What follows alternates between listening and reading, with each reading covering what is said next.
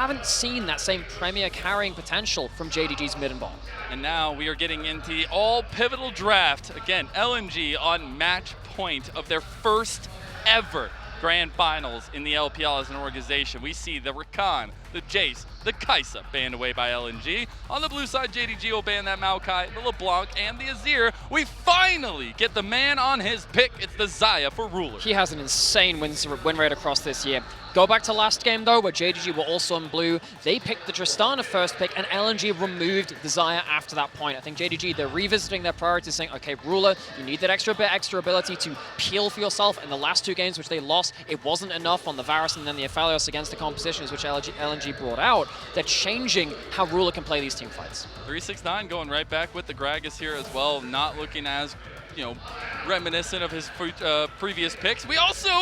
We get the Knight. Yes. Ari coming through. I know something you're really excited about. So, obviously my main champion, I love seeing this one picked up, and I think Knight is the best Ari in the world. He definitely has some of the best skills in them. He is an incredible snowball Ari, so I'm really looking for now what the mid jungles will be to see if Kanavi and Knight can link up in a way that Tarzan and Scout have done so well in this series. And I think Knight is always willing to bring this pick out when it matters most, when their backs are against the wall. We do have an incredible trio, though, already for LNG. The Tristana combining with Tarzan's Sejuani, something that was banned so much against them in these playoffs, and then we get Zika right back on the Cassante. Already, we've had 3 games of very different drafts. It's the 4th game looking to be even different. Again, very different mid lane champion coming out from Knight. Somewhat surprised that we're not going to see the Renekton locked in for Zuka on 3rd, as well as the Cassante and Sealed. Yes, it's a melee matchup towards that top side. He hasn't gone towards the Jax. He hasn't gone towards the Renekton, 2 champions he's found a lot of success on. Instead, locking on something which can play frontline a little easier in this game. The ban of the Vi taking away that combo from the Ahri, just that point-and-click CC combined with the amount of damage you can follow it up with the Ahri, also Knight's Ahri. But I want to see if maybe LNG continue to focus down that way. We actually get the Varus banned away against Gala. So, I think JDG, they're trying to angle for stronger laning phase towards that bot side then, allow Ruler to get into a point of power. Has felt like the laning phase has gone the way of Ruler and missing in the game so far, but it hasn't really been the deciding factor. Yes, they've gotten a couple of CS leads, but it hasn't led to anything in those team fights. So without the Varus now, what's Gala going to go towards? We could see ourselves something like a Ziggs coming out from Gala. He has played that, of course, multiple times when you can put that Tristana into the mid lane, and of course that Trist can just go bot as well. There's flexibility. LNG, what are they going to go towards? I think it's so funny how much the Neilio has come into play in this one because it's been banned every single game. We actually get the Ziggs ban towards Gala, so that was something we highlighted last game. They do like to leave as a final pick for them, but they still have a lot of flexibility in their pool. This pick right here, I think, showed so much promise. It showed why it was actually banned away in the previous game, but it is something that Hung was able to find so many multi-directional engages on. He would pop a depth charge onto one carry, he'd throw the dredge line onto the other. It was so pivotal. And it really stopped that double marksman composition working out quite so easily. Going to be hard to do that against the mobility of the Ahri and, of course, the ult from the Xayah. You can kind of shrug off the depth charge in a number of those scenarios. Kanavi going to go back towards Wukong. We've talked about JDG and a couple of champions saying, oh, they're the best in the world at this. It hasn't mattered in this series. We said that about Knight's Annie, felt a little bit bad. We're saying the same thing about his Ahri now in this game. Kanavi was, of course, incredibly potent on Wukong throughout the entirety of this year. Missing it, going to go away from the Alistar, though, and now onto the Braum. I like the Braum, actually. It gives you a lot of peel back, but also just a lot of strength with the composition. I think you'll be able to find those concussive blows very easily here as well. So I like the standard style comp, I guess the standard for Knight with the Ahri, but it is the Jinx locked in for Gala, a hyper carry to dream of. Okay, so flipping the compositions from Game 3 to Game 4 a little bit, at least in regards to the double marksman now being played by LNG. They have the range advantage. Tristana, Jinx, they will outrange JDG. JDG, they have themselves engaged threats, but it's not going to be that easy to get to those carries through triple tanks. You got Cassante, Sejuani, Nautilus. None of them are particularly easy to take down. I think JDG, they need to have a strong start in this game. I don't think they can afford to have a more slow affair, as we've mainly seen in these 3 games, because if you get to those first, second item marks on fairly even footing, I feel like LNG, they can protect their carries well. Isn't it so fitting that LNG saw JDG's misstep at the double marksman composition last time around? They're like, let's go ahead and take anything it you can do, I can do better? Exactly that. But it is a strength that they will have to rely on further on into the game. It's all about early proactivity. It's all about going back to the Tarzan versus Kanavi matchup, and where JDG, they are the ones that are on the back foot. LNG are the ones that are looking to claim their first ever LPL title against the would-be Golden Roaders of JDG. And to do so would be legendary. It is JDG who are not slouches. They are not one to back down from a fight, and the Demon is going to be fiery after those 2 consecutive back-to-back losses.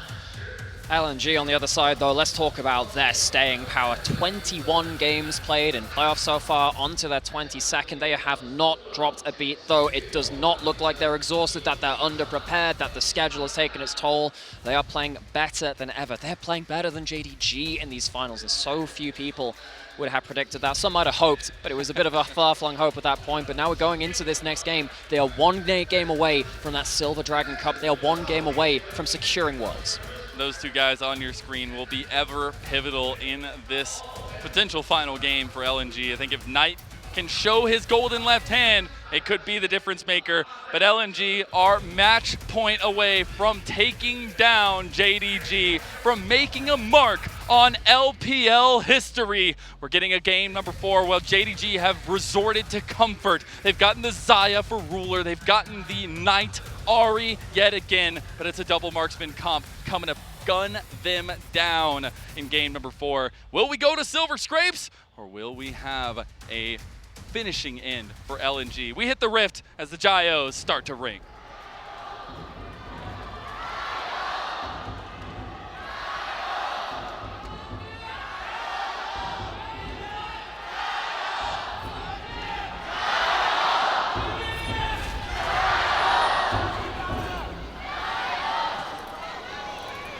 And as everyone calms down in their seats after the Gyos, it is a little bit of that commanding lead from LNG in a 2-1 so far, but it is a lot of momentum gained from them.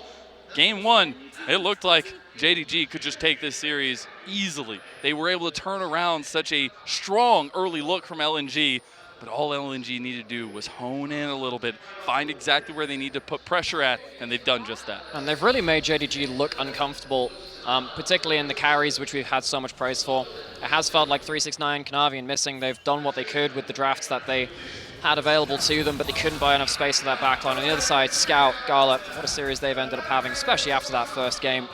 We thought that it was a bit of a done deal. Now onto the Rift, we have, once again, jungle starting on the other side of the map from each other. We don't have early wards to spot out the exact starts, but with the late return of Ruler and Missing back to lane, and of course Zika on that top side as well, both sides will know by by context that the jungles have started on opposite sides. And that does mean we have to look at where those early influences are going to go. Kanavi last game was actually super heavy presence around bottom side of the map, and wonder if that is going to be the case yet again. Ruler ever so present on this Xayah, even bringing out the skin to make it so.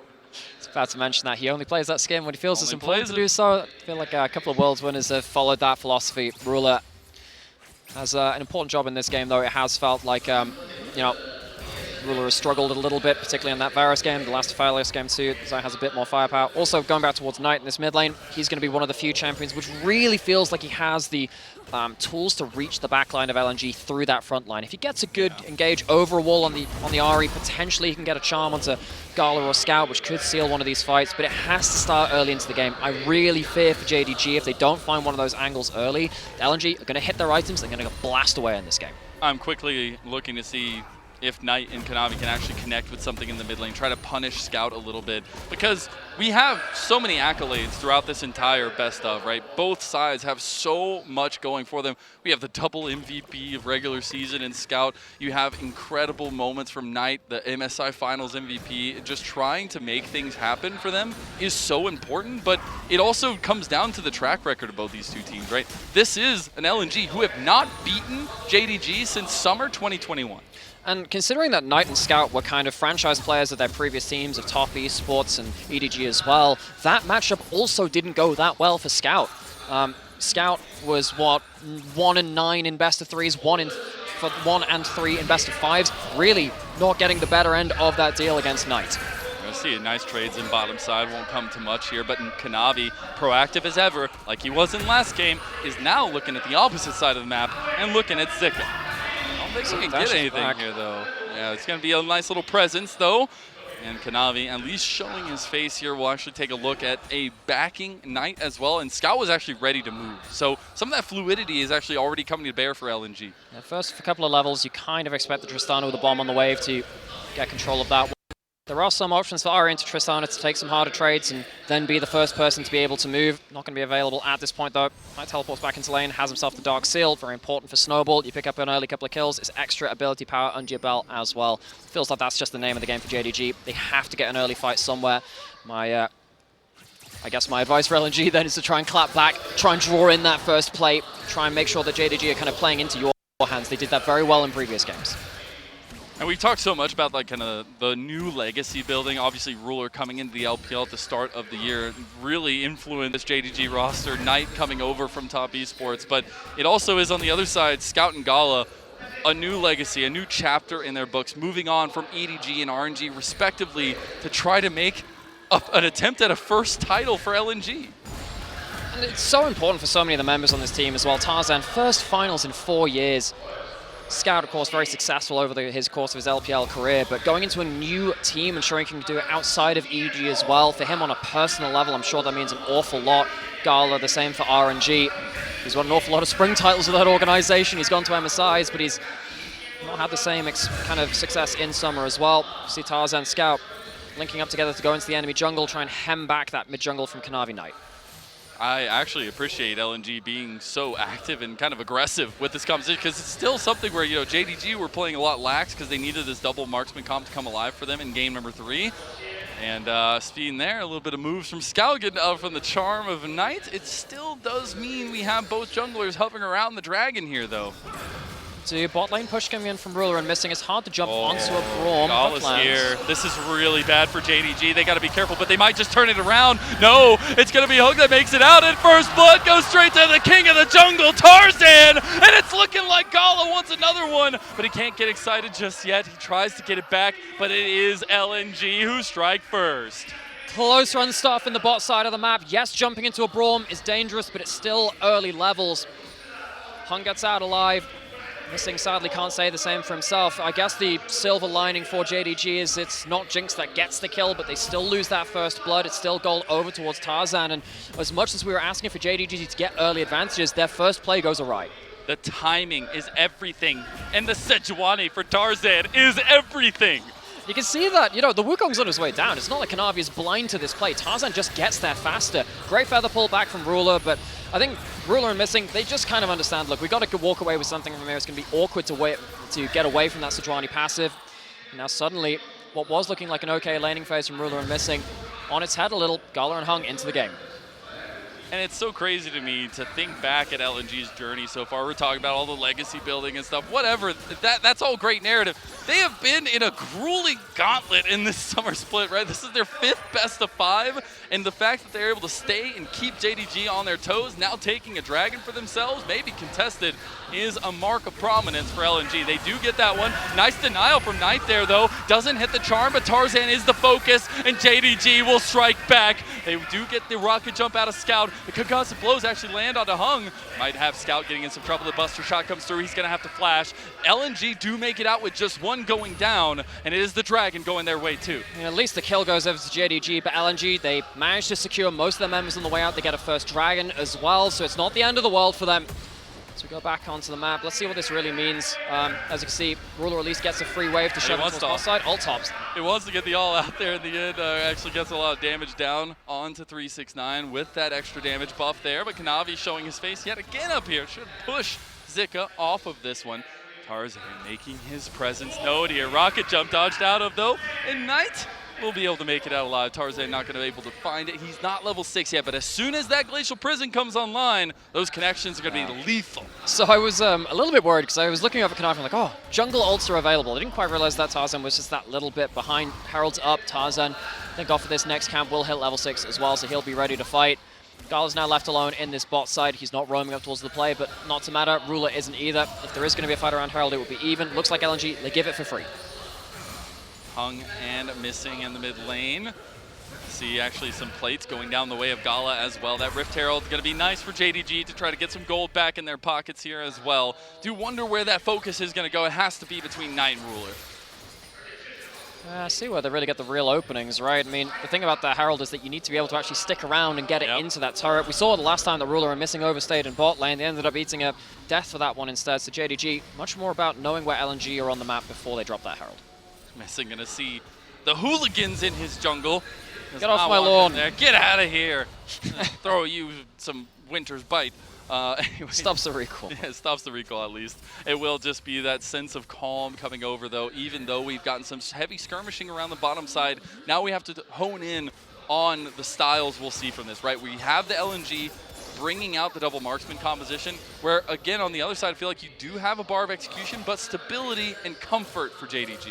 Yeah, their champions, they're absolutely not stranger to. These are a lot of champions that they picked up, particularly in spring. I think we've seen the Gragas fall away a little bit from 369, and Wukong and the Ahri been hit by, I guess, meta changes, and particularly Wukong has been hit by a lot of nerfs towards the end of summer as well.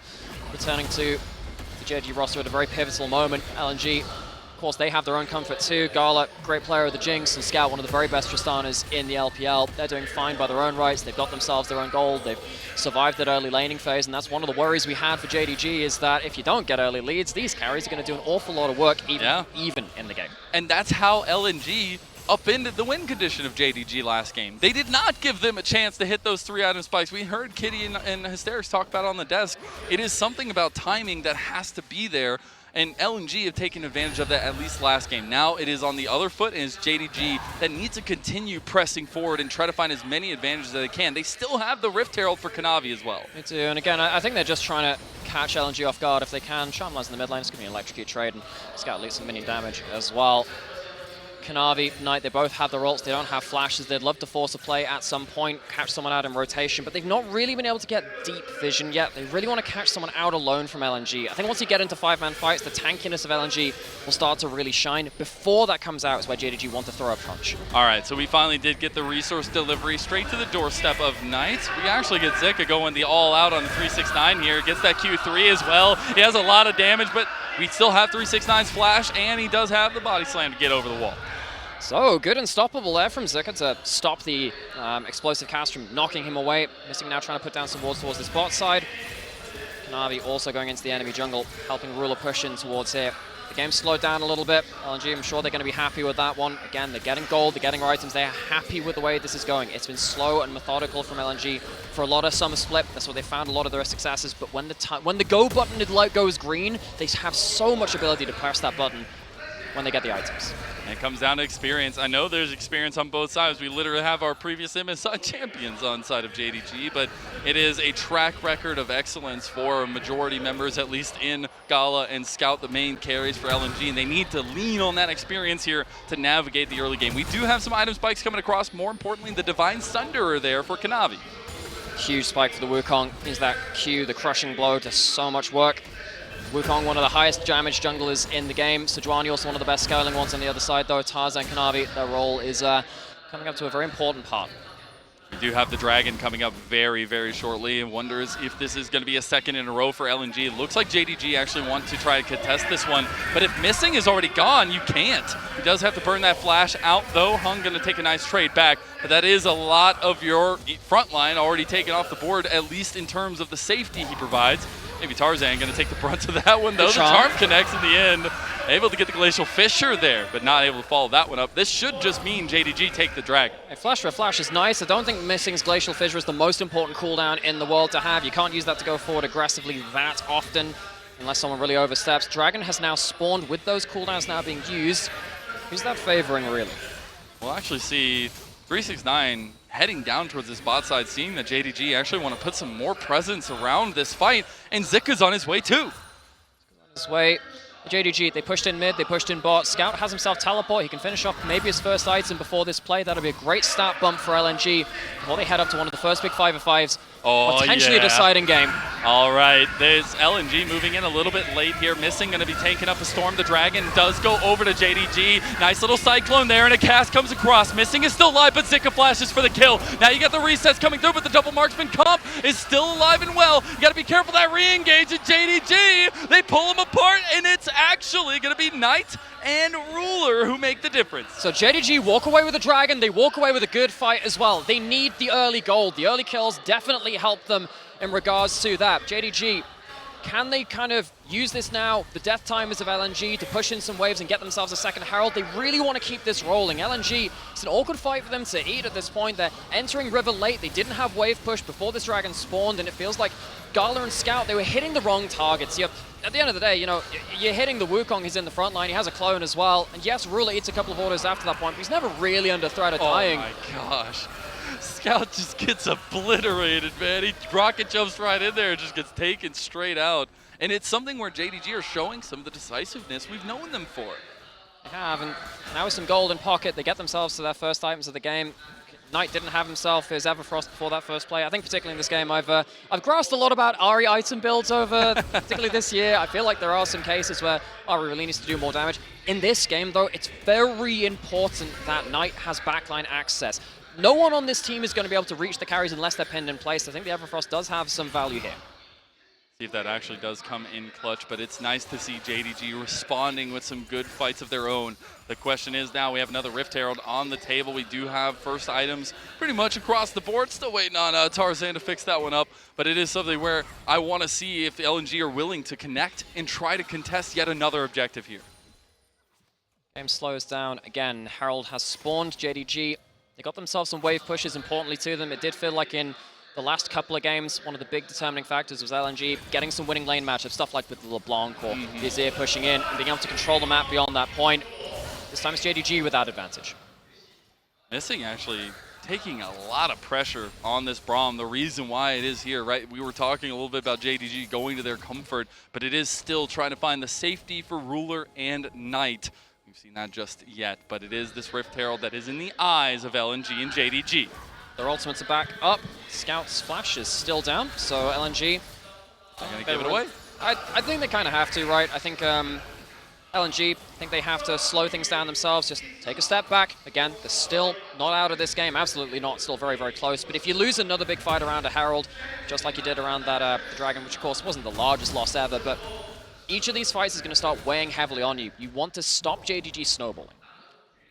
And we coming into this game itself, we were saying how crucial it would be for Knight and Kanavi to connect. Well, Knight has 2 kills. He's got 5 stacks on the Dark Seal as well, and he is going to be that backline access, let alone that you were talking about. But also, he's been a lot of the leading engage with the charms. Which is so important, because Knight has had a fairly quiet series. The Jace game was great. The Jace game was great. That was great. The games after that, he kind of struggled, but in my eyes, going back onto that Ahri, it's one of the champions which I think he's best at, and I think he's probably the best player of it in the world. I think, you got names like Rookie out there as well, Chovy, another great player, Faker, Shahu. Yes, there's a great list of them, but Knight snowballs very, very effectively. JDG will want to continue that snowball as an entire team, not just with that mid laner. By getting that Herald in towards that mid lane, taking the mid lane out of turret, getting a second charge. Wow. It's a good moment for them. And they will get the first turret of the game for the first time in the series. So it feels a little bit good, man. LNG had a lot of domination in that factor. But with that being said, a lot of gold going over to JDG. Not big a lead, about a little bit over 1,000. But there is a Dragon in about 1:10. And it feels like it's literally the timer for the rounds of fights to start. Certainly feels like it. The thing about an objective fight is that when you're trying to be the engaging team, you're kind of sat there going, well, come on. Can you actually come and face me at some point? That timer in either the top left or right hand of your screen, that really helps with that. Because like the little piece of candy you have under like the little trap, the little box on it held up with a piece of string. Ooh, piece of candy. Ooh, piece of candy. Scout though needs to rocket jump out. That Everfrost coming in clutch, but he was able to put some damage into Knight as well. It is LNG who are moving a ton of vision around this pit here in the top side of the map. They are. That won't help them towards this Dragon spawn, third one of the game. It is a Cloud Rift. It's one of the least valuable souls we've had in this series so far. And I mean, speaking of soul value, of course, JDG lost with an Ocean Soul in a draft, which it felt really good for earlier into the series. Cloud Soul, though, not really going to be the be-all and end-all of this game. I like this map movement, though. I feel like LNG can take turrets so quickly with the combos. Obviously, Jinx very strong, but the sieger of all is the Tristana. Okay, they were opting into a side lane fight, but now they're getting collapsed on. Tarzan going to be able to get out of dodge. Blast Cone is going to be there for safety. Knight, is he going to pop the ult here? How far are they willing to go for this? Oh, Glacial Prison comes out. That leaves the room for Knight to go through, and now the Cyclone Scout just taking out the golden left hand, seizes the neck of Scout, and rips him from existence. All right, so mid-jungle, Kanavi, Knight popping off at this point. 3-0-1 on the Ahri, doing so well, and the snowball from JDG we've asked for them is looking like it is on the roll now. 369 able to at least hold that wave towards the bot side, and LNG, considering this is where they were succeeding in the last few games, where they could push in lanes and control the map, that's a big clap back now from JDG. 3-0 on the Ahri, another side lane turret going down, or at least a side lane turret going down for JDG. And it is something that Knight is starting to build into a monster here on the Ahri. It is LNG who tried to take the front foot and take this dragon.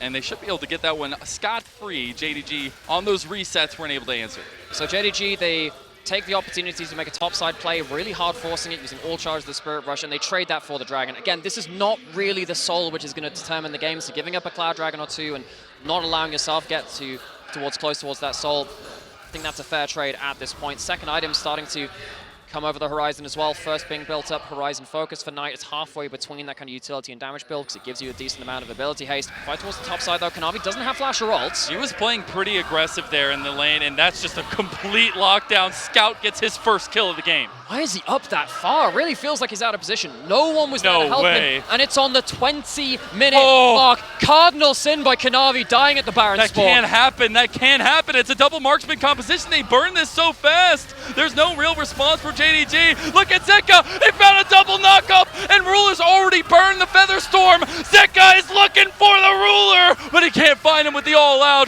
LNG on the other side trying to reset the fight. Will not take it any further, but they might actually look back to a reset. Okay, so LNG, they look for the turn, they don't stay for the Baron itself, but Kanavi, you can't die at a point like that, not when your team is down 2-1. The grand finals of the LPL, that is the kind of play which loses you series. He stays for a red buff still, that's what he ends up doing, but I think the problem is here is that he's just not connected with the rest of his team. Maybe he thinks he can get this one for free, but he doesn't have flash, he doesn't have ult from the previous play, and even at this point, he doesn't have clone, he used that to take the red buff. LNG punished well. And Tarzan, the timing for him has been so good on this Sejuani. I can see why they banded away against him so many times in their previous series, but it is the turnaround here, and Zika finding the back line so crucial. Luckily for Ruler, he is on the Xayah, so he can save himself a little bit more. He doesn't die for it, he just has to blow his summoners. That's still important, blowing those summoners. Yeah, absolutely. Will be a big tool in those next fights, which he won't have. But LNG, that's a spark of hope for them in a game which they've typically been eating the bad fights in. And we do see now, getting back onto the map, we have second item completions coming across as well. So some carries starting to get some items in their belt. You got the Navori Quick Blades there for Ruler. But that Gale Force is now alive and well for Gala. You're very close to Scout getting his second item as well. One of the things that we were harking on about is that JDG, yes, they need to snowball, but why is that? Because if you're even with a double marksman comp that reaches 2-3 items on a good timing, they just have more damage than you. They do. Particularly when they have three big frontliners in the Sejuani, the Cassante, and the Nautilus, who we've seen be very hard to kill on a lot of these big players too. It does feel like LNG, despite the fact that they're down a couple of thousand gold, they're getting towards the point in the game where they're feeling more and more like they can take fights. I'm wondering, with the kind of lane assignments going down here, LNG were trying to capitalize on 369 in the side lane. That is going to be hard to do. He's got the Frostfire Gala, he's got the Sunfire Cape, but LNG want to try to use this kind of pick-style composition now to get those advantages before they even need to go into a team fight. But as it happens, JDG, look at their minimap. They're above the river, they're beyond the river in every single lane on the map. That's one of the things which made it so hard for them to play the previous games which they were losing. Now they have that push priority. That will allow them to protect these objectives and approach these objectives in the way that they want to, rather than just responding to LNG. They can't afford to get picked off though. Kanavi getting picked off around that last attempt at Baron. It's a very dangerous moment for them. So LNG looking to replicate that if they can. And the thing you can't forget, this was hotly contested, but it's 3 members for JDG that were on the first All-Pro team this split. Kanavi, Knight, Ruler. You're gonna have to rely on these 3 if you want to try to push us to Silver Scrapes. Again, this is a JDG who have already taken down LNG in a previous round. Maybe the Demon's coming back to bite them here, but it's LNG in their first ever Grand Finals taking them to task. 369 spots out LNG towards his top side. Zeka has... This is some trouble for Tarzan. Doesn't end up getting out there. You did finally get that second item completion for Scout and the boots for the Merc Treads. JDG, they're bold. They're going for the Baron. Hey, so LNG, they don't have vision on this right now. They have one blue trinket from Gala. Are they going to use it for this one? They spot it out. Now, JDG, are you looking for the turn or are you looking for the finish? All right, they're going to try to go through. 369's already over the wall. The Baron is the focus right now for JDG, but they've already taken out. It is not going to be stolen away, but the Gragas is already gone. Tarzan trying to get out of the back of the pit, but the Cyclone is huge damage, and that means the JDG have already taken down 2 here. They get the depth charge out onto Ruler, but the Featherstorm in response. They are finding everything they need. It might have been the Baron, it might have been the fight, and JDG, they actually take down, no, Scout, he goes down to a triple kill to the golden left hand!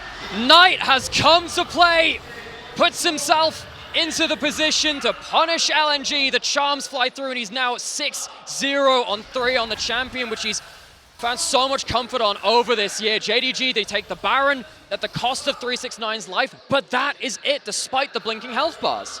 And Knight was so confident in his role against Scout in this series, and we're seeing it come here in Game 4. It looked a little bit awkward because 369, it wasn't the best explosive cask.